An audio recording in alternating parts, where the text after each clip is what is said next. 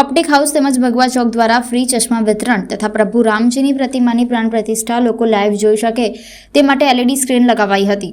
22મી જાન્યુઆરી 2024 આજનો દિવસ સમગ્ર ભારત સાક્ષી બની રહ્યો છે, જેનું કારણ એક જ છે કે અયોધ્યામાં પ્રભુ શ્રી રામની પ્રાણ પ્રતિષ્ઠા થઈ રહી છે, ત્યારે વડોદરામાં પણ દિવાળી જેવો માહોલ જોવા મળી રહ્યો છે। વડોદરા શહેરમાં ઓપ્ટિક હાઉસના ઓનર રમેશ પટેલ તેમજ ભગવા ચોક દ્વારા 16 જાન્યુઆરીથી લઈને 22મી જાન્યુઆરી સુધી દીવડાઓનું વિતરણ કરવામાં આવ્યું હતું।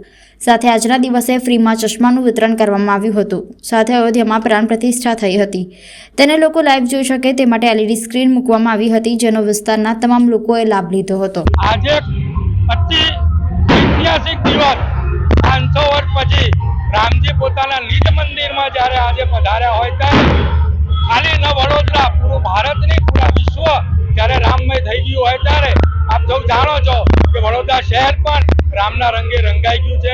આમાં પણ મારા માટે અનેરો દિવસ એટલે છે કે હું કાર સેવક છું, 1992 નો કાર સેવક છું। મારી હયાતીમાં આજે રામ મંદિર બની રહ્યું હોય ત્યારે આનંદ અનેરો હોય।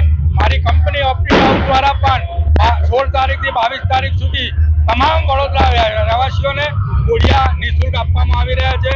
આજે 22 તારીખે એવા તમામ જરૂરિયાતમંદ લોકો જે પોતાના બજેટ યા પૈસાના અભાવે યા અજ્ઞાનતાના અભાવે આઈ ચેકઅપ નહીં કરાય, પોતાની આંખોને મોટું નુકસાન કરતા હોય છે।